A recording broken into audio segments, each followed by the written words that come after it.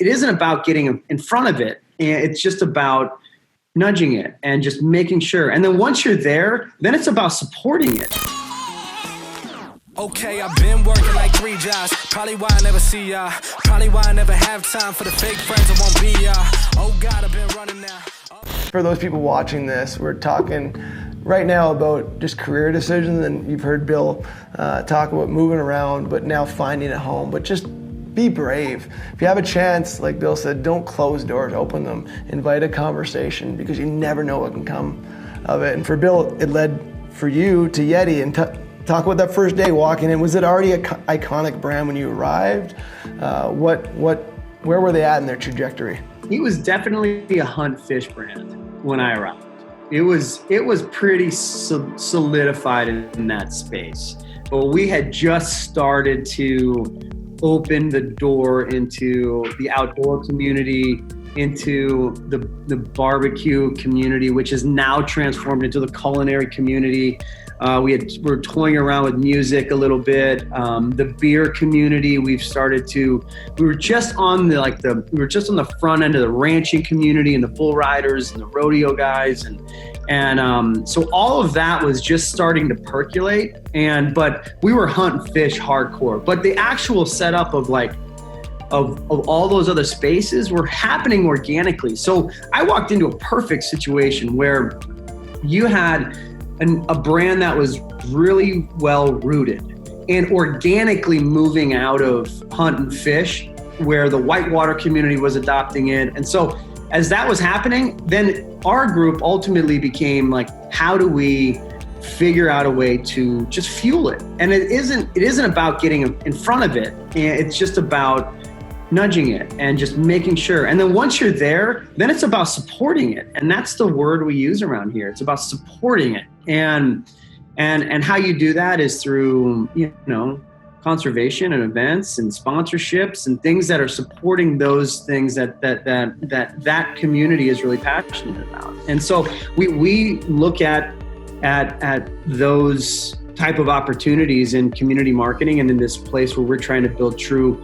brand depth and true brand relevance. That's what we look at. And we continue to move out. And so one of the first places that we're moving right now is, and we don't know where it's going to go, and it may not go anywhere, but we're going to listen and we're going to kind of move that way. But we just signed our first skate ambassador, Jeff Rowley, and he was signed 2 weeks ago here in Austin. He's also a world-class sheep hunting guide. So it was a good transition for us. But we're also finding that specialty doors in Southern California, skate specialty doors, are moving our product. And so that community, whether or not, we're not going to go sponsor the Dew Tour or anything like that next year, but we're going to listen, and we're going to see where we can potentially support that. And we always crawl before we walk, and we always walk before we run. But once we're there, we tend to stay.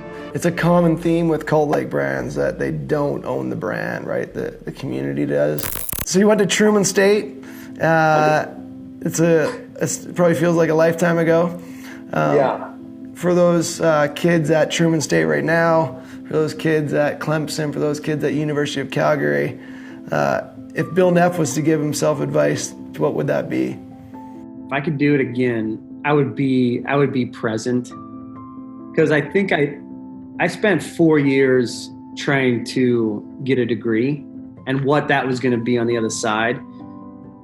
And what sacrifice was like true knowledge, and not only from the academic side of it, but also the social side. And I probably participated in the social side more than it was probably unbalanced there.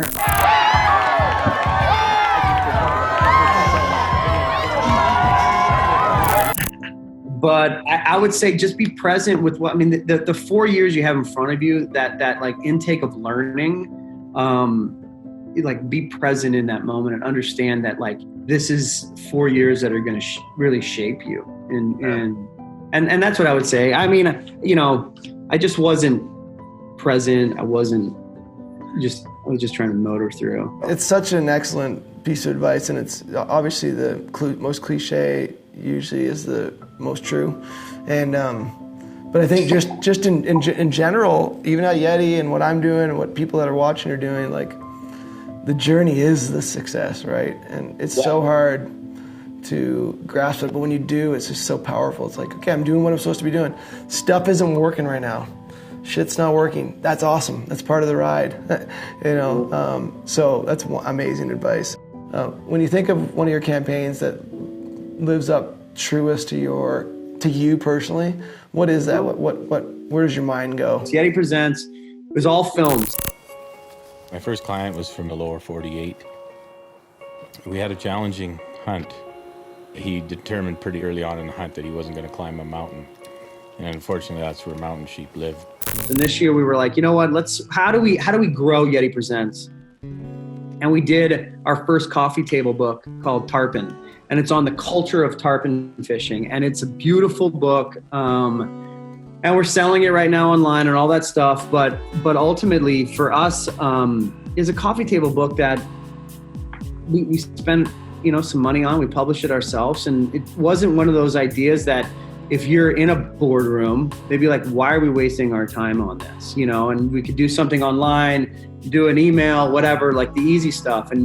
But to produce this 120-page coffee table book on tarpon fishing, that was something that when you go to, when you live in the land of marketing, sometimes you don't think that those ideas are good, or you think they're good, but you don't know if they'll work. And when you go to the gathering, what's so nice to hear is that they are good, and there's lots of people who would support something like that. Can we give away one of those books to one of the people that watch here? Okay. Absolutely, yeah. So what we'll do is we'll DM me after this episode goes live, and for one of those fans out there that just loves YETI, we'll get you one of these amazing books. They sound like they're incredible. So that's it, man. Anything else to say? No, I'll tell you, I am really excited about the gathering, and the reason why is because last year I was so nervous because I was like the last speaker and all that stuff. So this year, I'm just gonna go in and just soak it in. So I'm stoked. And the lineup is incredible this year, so we get to learn. And almost everyone from last year will be there as well. So Tom Herbst is coming back. He's not with North Face anymore. He's doing something else. But what a group, and that's your community now. So that's very cool. Thanks for joining us today. That's it for episode 2, season 2. We're out of here.